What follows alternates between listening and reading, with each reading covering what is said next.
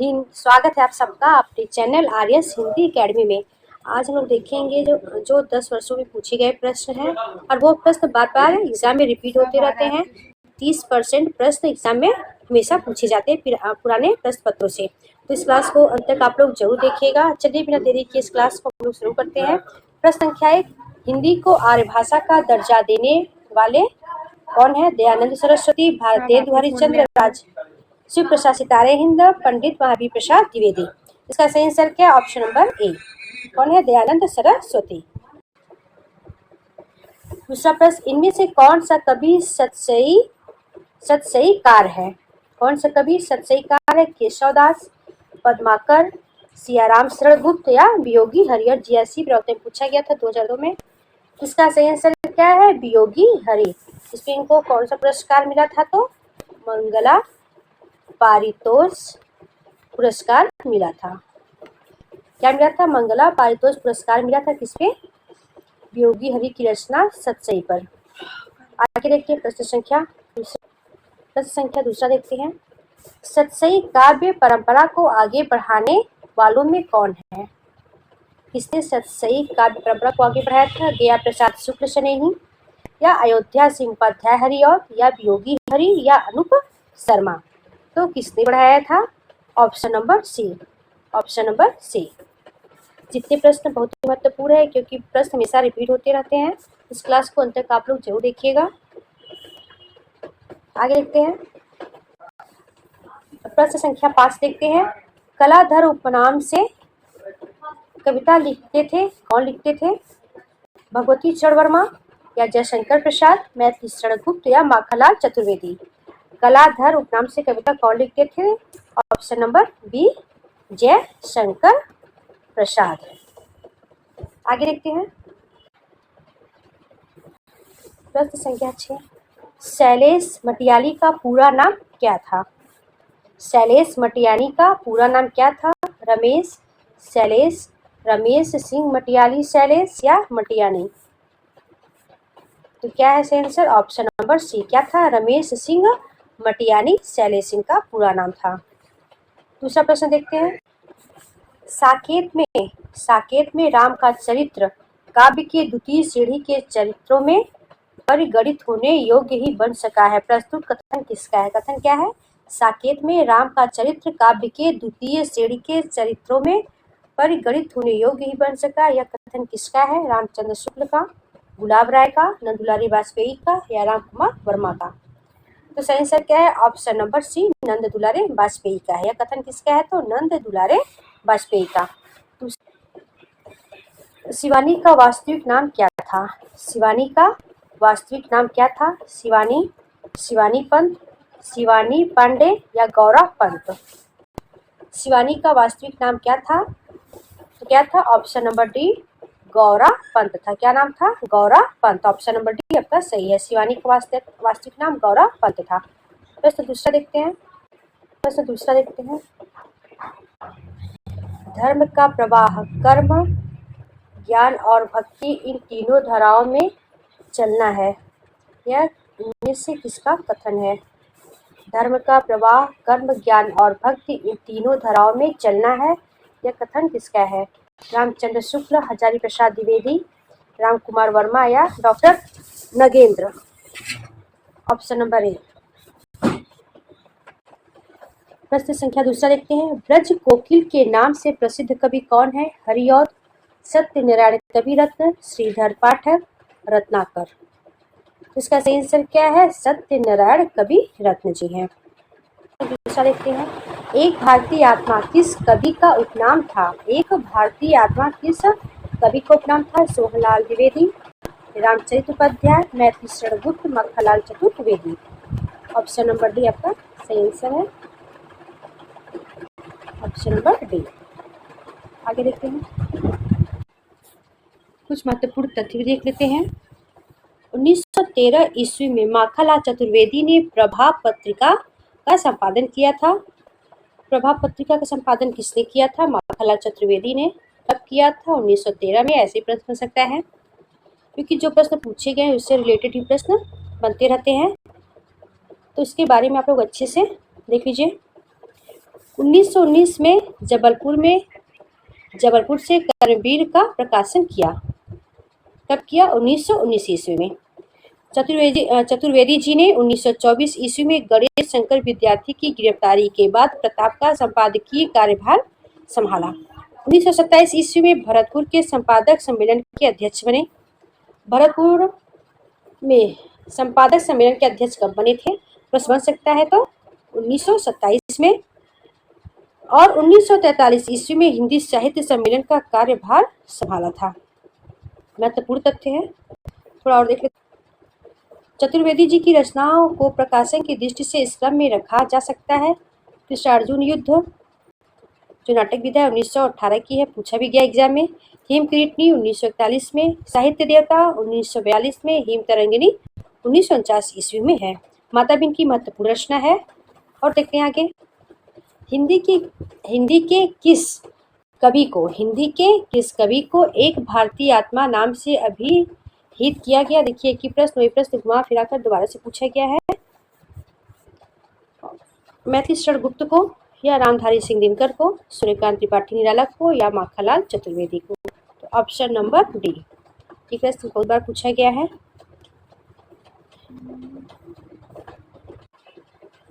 एक भारतीय आत्मा निम्न में से किस कवि का उपनाम था? नागार्जुन का था, या माखनलाल चतुर्वेदी का था, या सुमित्रानंदन पंत का था? इनमें से किसी का नहीं। और ये पीजीटी परीक्षा 2002 में पूछा गया है। वही प्रश्न फिर से रिपीट हुआ है। प्रश्न उसी से मिलता जुलता है, तो जितने भी प्रश्न पूछे गए उसको आप लोग अच्छे से जरूर पढ़िएगा। तो इसका सही आंसर क्या है? माखनलाल चतुर्वेदी। आगे बढ़ते हैं। देखिए, दोबारा से फिर वही प्रश्न आया, जीआईसी 2015 में पूछा गया है। इनमें से किस कवि को एक भारतीय आत्मा उपनाम से जाना जाता है? प्रश्न वही है, घुमा दिया है प्रश्न। तो इसी तरह जितने प्रश्न आते हैं उसको घुमाकर दोबारा पूछा जाता है। जितने भी पिछला पेपर है उसको सब लोग अच्छे से पढ़ लीजिएगा। उसके एक एक पॉइंट को अच्छे से पढ़ के समझ के एग्जाम देने जाइएगा, क्योंकि उसमें से 40 या 30% जरूर प्रश्न आते हैं। इनमें से किस कवि को एक भारतीय आत्मा उपनाम से जाना जाता है? तो आप लोग को पता ही कि कौन है, माखनलाल चतुर्वेदी। आगे देखते हैं।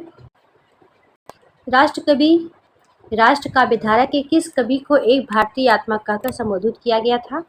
तो माखनलाल चतुर्वेदी जी को। आगे देखते हैं। प्रश्न संख्या 2, पुष्प की अभिलाषा नामक प्रसिद्ध कविता के रचयिता कौन है? तो बालकृष्ण शर्मा नवीन है, या रामधारी सिंह दिनकर है, या माखनलाल चतुर्वेदी है, या राम नरेश त्रिपाठी है? तो इसका सही आंसर क्या? Option number C. पुष्प की अभिलाषा किसकी रचना है? माखनलाल चतुर्वेदी की रचना है। प्रश्न संख्या 2, रामानंद ने किस पुस्तक में अपनी पूरी गुरु परंपरा का उल्लेख किया है? आनंद भाष्य में, पंचअष्टवी में, या सहस्त्र गीति में, या रामार्चन पद्धति में? तो इसका सही आंसर क्या है? ऑप्शन नंबर डी में अपनी पूरी परंपरा का उल्लेख किया है। किसमें? रामार्चन पद्धति में। दूसरा प्रश्न, मीरा की भक्ति किस प्रकार की है? दास्य भाव, सख्य भाव, माधुर्य भाव, या वैधि भाव? तो मीरा की भक्ति किस प्रकार की है? तो माधुर्य भाव की है।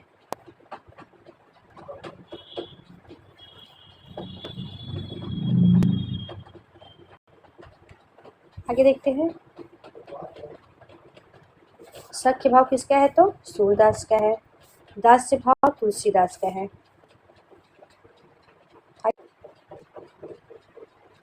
वृंदावन में मीराबाई की मुलाकात किस कवि से हुई थी? तो ऑप्शन नंबर बी, जीव गोस्वामी से हुई थी। आगे देखिए, तुलसीदास द्वारा शारीरिक पीड़ा से मुक्ति हेतु लिखा गया ग्रंथ कौन सा है? रामलला नेछु, बर्बर रामायण, हनुमान बाहु, या विनय पत्रिका? इसका सही आंसर क्या है? हनुमान बाहु। विनय पत्रिका में कुल कितने पद हैं? विनय पत्रिका में कितने पद हैं? तो 279 पद हैं। ये कैसा काव्य है? तो ये मुक्तक काव्य है। मुक्तक काव्य है। और इसका रचना काल क्या है विनय पत्रिका का? तो 1582 82 रचना काल है विनय पत्रिका का। और इसमें पद कितने हैं तो 279 पद हैं। बरवय रामायण में कितने पद हैं? बरवय रामायण में कितने पद हैं? बरवय रामायण में कितने पद हैं तो 69 हैं। कितने हैं? 69 पद हैं। बरवय रामायण में 69 पद हैं। और इसका रचना काल क्या है तो 1612। किसका है? बरवय रामायण का। और यह भी मुक्तक काव्य है। क्या है? मुक्तक काव्य यह भी है, बरवय रामायण भी। आगे देखते हैं। अब ये एक रचना और इनका है राम लला नरचू, ये भी महत्वपूर्ण है। इसका रचना काल भी 1582 ईस्वी है। क्या है? 1582 ईस्वी है। 1582 ईस्वी है। और इसमें कितने छंद हैं हनुमान बाहुक में तो 20 छंद हैं। कितने छंद हैं? 20 छंद है हनुमान बाहुक में। और यह भी मुक्तक काव्य है। क्या है? मुक्तक काव्य है। मुक्तक काव्य है। इसकी भाषा अवधी है। क्या है? अवधी है। आगे देखते हैं। देखिए फिर से प्रश्न घुमा के पूछा गया है। तुलसीदास ने कौन सी रचना कलिकाल से मुक्ति पाने हेतु लिखी थी तो विनय पत्रिका। कौन सी लिखी थी तो विनय पत्रिका। अब ये रामाज्ञा प्रश्नावली, यह भी इनका महत्वपूर्ण रचना है। इसका रचना काल 1612 ईस्वी है। इसमें कितने छंद है? 343 छंद है। 343 छंद हैं। कितने छंद हैं? 343 छंद है रामाज्ञा प्रश्नावली में। इसका रचना काल 1612 ईस्वी है। और यह ब्रज मिश्रित अवधी भाषा। रामाज्ञा प्रश्नावली क्या है? इसकी भाषा क्या है तो ब्रज मिश्रित अवधी है। और इस रचना में क्या है? इसमें बालकांड 2 बार है। और समझ सकता है कि तुलसीदास की रचना रामाज्ञा प्रश्नावली में बालकांड कितनी बार है तो 2 बार है। और ये किसके आग्रह पर लिखी थी तुलसीदास ने रामाज्ञा प्रश्नावली तो गंगाराम ज्योतिषी के आग्रह पर लिखी थी रामाज्ञा प्रश्नावली। महत्वपूर्ण रचना है, इसको आप लोग अच्छे से पढ़ लीजिएगा। और इनकी कवितावली रचना भी महत्वपूर्ण है। इसको और भी नाम से जाना जाता है कवित्र नारायण। इसका भी रचना काल क्या है? कितना है? 1612। क्या है? 1612 रचना काल है। और ये कैसा काव्य है तो ये कवितावली भी मुक्तक काव्य है। क्या है? मुक्तक काव्य है। इसमें कितने छंद है तो कवितावली में 325 छंद हैं। आगे देखते हैं। इनमें से कौन सा आचार्य अलंकार संप्रदाय में सम्मिलित नहीं है? विश्वनाथ, दंडी या भामा या उद्भट। ऑप्शन नंबर बी, यह अलंकार संप्रदाय में सम्मिलित नहीं है। किसमें है तो कमेंट जरूर लिखिएगा। प्रश्न संख्या दूसरा देखते हैं। तुलसीदास रचित विनय पत्रिका में पदों की कुल संख्या कितनी है तो इसका सही आंसर क्या है? इसके पहले हम लोगों ने पढ़ लिया है 279। ऑप्शन नंबर सी आपका सही आंसर है। आगे अमीर खुसरो किस नाम से जाने जाते हैं? तूतिए हिंद, तोताए हिंद, सितारे हिंद या सर हिंद। तो इसका सही आंसर क्या है? तूतिए हिंद नाम से अमीर खुसरो जाने जाते हैं। प्रश्न संख्या अमीर खुसरो के विषय में देख लेते हैं। कुछ महत्वपूर्ण तथ्य है। अमीर खुसरो का पूरा नाम क्या था?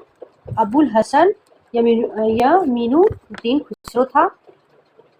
इनके पिता का नाम सैफुद्दीन था। इनका जन्म 1253 ईस्वी में हुआ था। 1253 ईस्वी में हुआ था। वर्तमान का संघ उत्तर प्रदेश के पटियाली नामक कस्बे में हुआ था। वर्तमान में पटियाली कासगंज जनपद में स्थित है। ये सूफी संप्रदाय के साधक तथा संत हजरत निजामुद्दीन औलिया के शिष्य थे। किसके शिष्य थे? निजामुद्दीन औलिया के शिष्य थे अमीर खुसरो।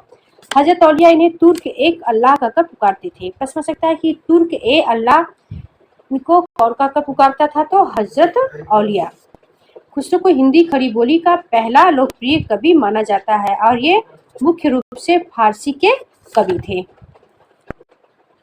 अमीर खुसरो की प्रमुख रचनाएं कौन कौन सी है? ताज उल फतह, तुगलकनामा, सारिन ओ खुसरो, लैला ओ मजनू आदि इनकी महत्वपूर्ण रचना है। फारसी काव्य शैली में सबक ए हिंदी अथवा हिंदुस्तानी शैली के जन्मदाता अमीर खुसरो थे। अमीर खुसरो ने दिल्ली के 7 सुल्तानों का शासन देखा था। मैं हिंदुस्तान की तूती हूँ। अगर तुम वास्तव में मुझसे कुछ पूछना चाहते हो तो हिंदवी में पूछो, जिससे कि मैं कुछ अद्भुत बातें बता सकूं। यह कथन किसका है? तो ऑप्शन नंबर ए महत्वपूर्ण कथन, यह सबको पता है। आगे देखते हैं। रहीम किसके दरबार में कवि थे? रहीम किसके दरबार में कवि थे? पृथ्वीराज, अकबर, रत्नसेन या भोजराज? ऑप्शन नंबर बी सही आंसर है। किसके थे? अकबर के। आगे देखते हैं। रहीम के विषय में कुछ महत्वपूर्ण तथ्य भी देख लेते हैं। रहीम का पूरा नाम अब्दुल रहीम खान खाना था। इनके पिता का नाम बैरम खान तथा माता का नाम सुल्ताना बेगम था।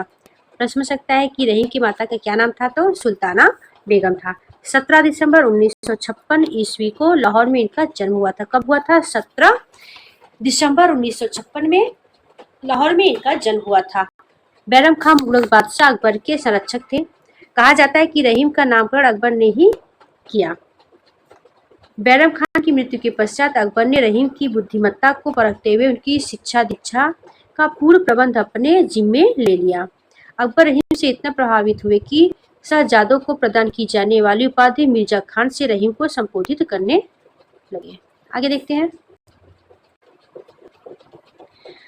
प्रश्न संख्या 2। पुस्तक जल्हड़ हथ दे चली गज्जन नृप काज में जल्हड़ को कौन सी पुस्तक देने का उल्लेख है? विशलदेव रासो, हमीर रासो, पृथ्वीराज रासो या विजयपाल रासो? कौन सी पुस्तक? Prithviraj Raso. Option number C आपका सही आंसर है। आगे देखते हैं। प्रश्न संख्या 2 देखते हैं। नीमा किस कवि की माता का नाम था? नीमा किस कवि की माता का नाम था? रहीम दास, सूरदास, कबीर दास और मलुक दास? तो ऑप्शन नंबर सी आपका सही आंसर है। नीमा कबीर दास की माता का नाम था।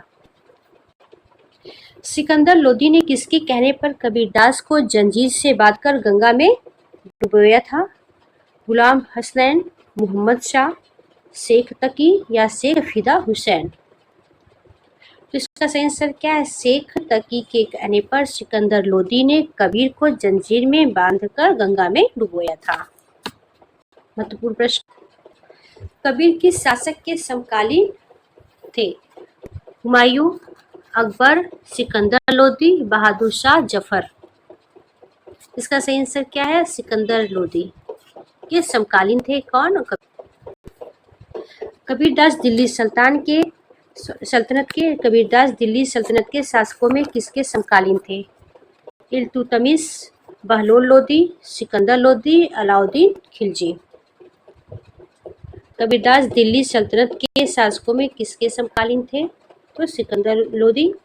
वही प्रश्न बार बार घुमाकर पूछा गया है।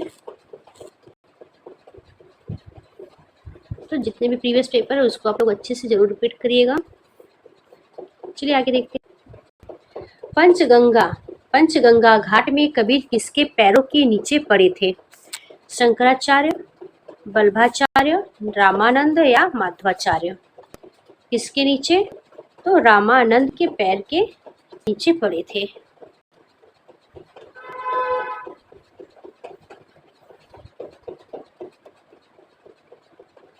आगे देखते हैं। सन 927 आहा कथा आरंभ वैन कभी कहा में 927 का ईस्वी सन क्या होगा?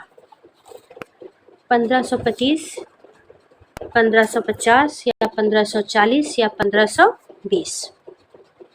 क्या होगा? ऑप्शन नंबर डी 1520 होगा। आगे देखते हैं प्रश्न संख्या। सन 927 आहा कथा आरंभ बैंड कभी कहा में 927 का ईस्वी सन कितना होगा? 1520 होगा। पद्मावत का यह प्रारंभिक वचन कभी 927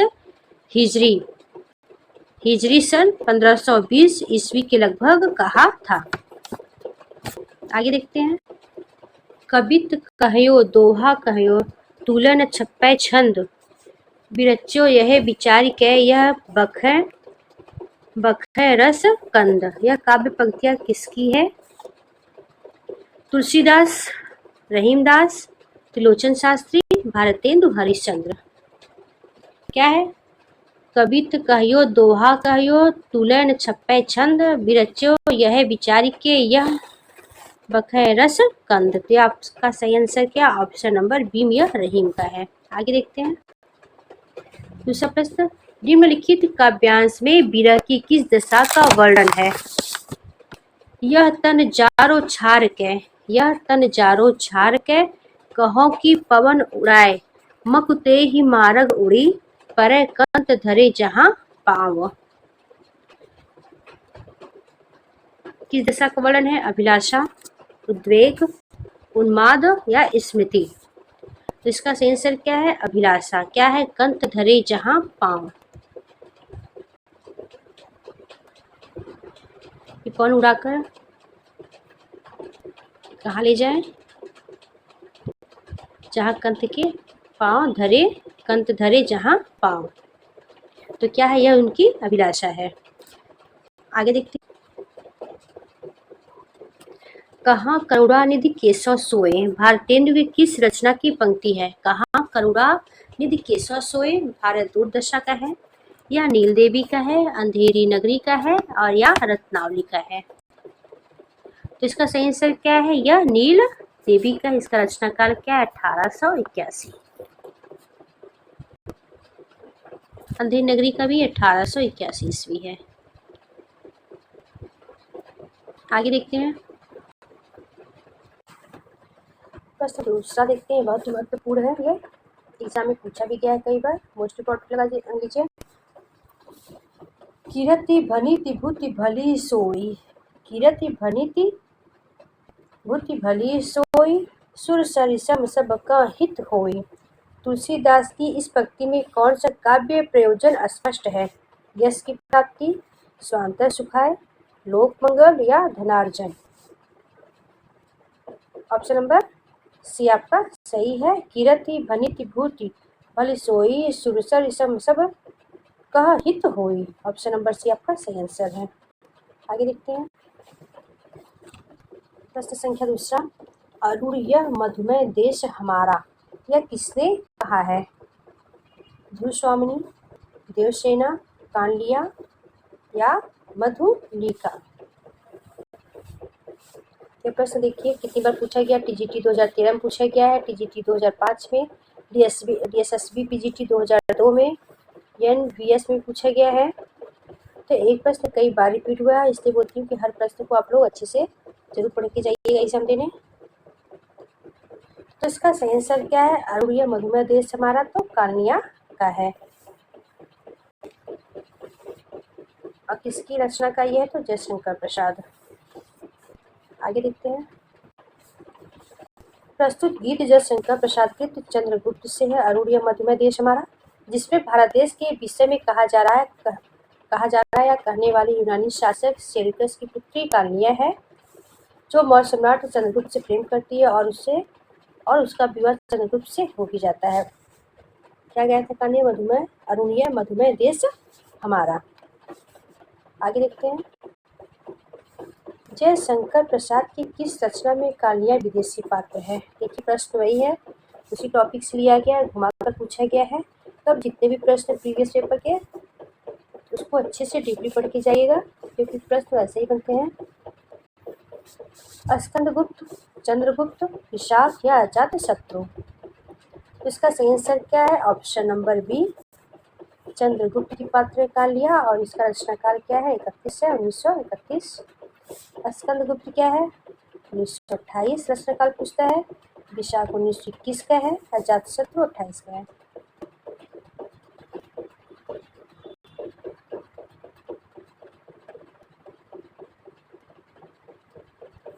गलत है, 28 का है। आगे देखते हैं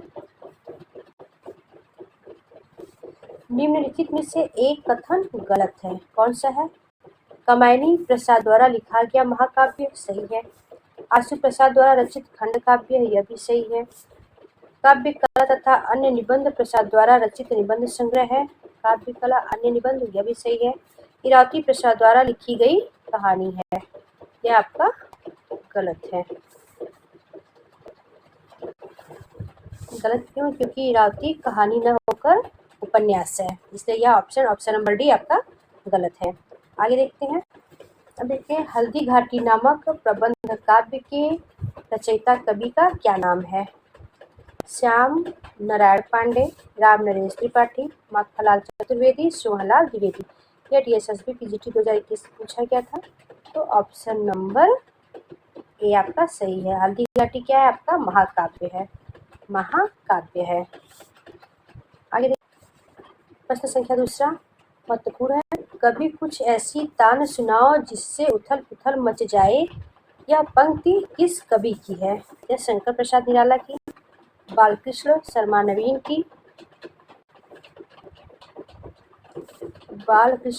की, महादेवी वर्मा की, हरिवंश राय बच्चन की। क्या है? कभी कुछ ऐसी तान सुनाओ जिससे उथल पुथल मच जाए। ये किसका है? तो किस कवि की पंक्ति है? तो बालकृष्ण शर्मा नवीन जी का। ऑप्शन नंबर बी आपका सही। वचन की जो वक्रता भाव प्रेरित होती है, वचन की जो वक्रता भाव प्रेरित होती है वह काव्य होती है। यह कथन किस विद्वान का है? वचन की जो वक्रता भाव प्रेरित होती है वह काव्य होती है। यह कथन किसका है? रामचंद्र शुक्ल का, रमाशंकर शुक्ल रसाल का, विश्वनाथ प्रसाद मिश्र का या भगीरथ मिश्र का। तो ऑप्शन नंबर ए आपका सही है, रामचंद्र शुक्ल। वचन की जो वक्रता भाव प्रेरित होती है वह काव्य होती है। आचार्य रामचंद्र शुक्ल के अनुसार वचन की जो वक्रता भाव प्रेरित होती है वह काव्य होती है। यह कथन किसका है? शुक्ल जी का। और यह भ्रमर गीत सार पुस्तक की भूमिका में कहते हैं। किसमें कहते हैं? भ्रमर सार की भूमिका में क्या कहते हैं? वचन की जो वक्रता भाव प्रेरित होती है वह काव्य होती है। भ्रमर गीत सार की भूमिका में लिखी है। आगे देखते हैं। वे पूर्वीपन की परवाह न करके अपने बैसवाड़े की ग्राम्य कहावतें और शब्द भी बेधड़क रख दिया करते थे। शुक्ल जी की इन पंक्तियों का संबंध किससे है? भारतेंदु, बालकृष्ण भट्ट, प्रेमघन या प्रताप नारायण मिश्र का। वे पूर्वीपन की परवाह न करके अपने बैसवाड़े की ग्राम्य कहावतें और शब्द भी बेधड़क रख दिया करते थे। कौन? Pratap Narayan Mishra. Option number D आपका सही आंसर है। आगे देखिए प्रश्न संख्या दूसरा। मोहिका हसेसी की कोरहरी किससे कहा? मोहिका हसेसी की कोरहरी किससे कहा? केशवदास ने अकबर से, तुलसीदास ने अकबर से, जायसी ने शेरशाह से या सूरदास ने बल्लभाचार्य से। तो ऑप्शन नंबर सी आपका सही है। जायसी ने क्या कहा था? शेरशाह से। कहा जाता है कि जायसी देखने में बड़े भद्दे थे, उनके चेहरे पे चेचक के बहुत सारे दाग थे। उनको देखकर शेरशाह जब हंसे, उनको हंसी आ गई। तो इसी बात पे ये पूछते हैं कि आप मुझ पे हंस रहे हैं या जिसने मुझे बनाया है। और यह बात सुनते ही शेरशाह लज्जित हो गए थे। तो चलिए आगे देखते हैं। ऑप्शन नंबर सी आपका सही है। आगे देखते हैं दूसरा प्रश्न। प्रश्न संख्या दूसरा महत्वपूर्ण है। भक्ति आंदोलन भारतीय चिंताधारा का स्वाभाविक विकास है। यह कथन किसका है? रामचंद्र शुक्ल का है, या हजारी प्रसाद द्विवेदी का है, या राम स्वरूप चतुर्वेदी का है, या भागीरथ मिश्र का है। इसका सही आंसर क्या? Option number D. प्रश्न संख्या दूसरा। मैं पुण्य निज गुरु सुन सुनी कथा सो सूकर खेत। मैं पुण्य निज गुरु सुन सुनी कथा सो सूकर खेत। यह कथन किस कवि का है? तुलसीदास, कबीरदास, नाभादास या सूरदास। ऑप्शन नंबर ए आपका तुलसीदास है। जब हम प्रीति उदारता और भल मनसाहत का बर्ताव करते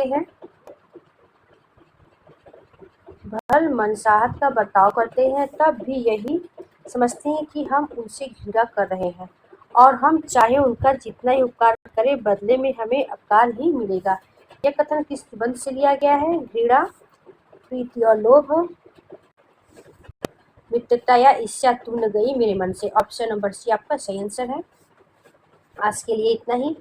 अगर मेरी वीडियो आप लोग को अच्छी लगे तो लाइक, सब्सक्राइब, शेयर ज़रूर करिएगा। तब के लिए नमस्कार, मिलते हैं नेक्स्ट वीडियो में।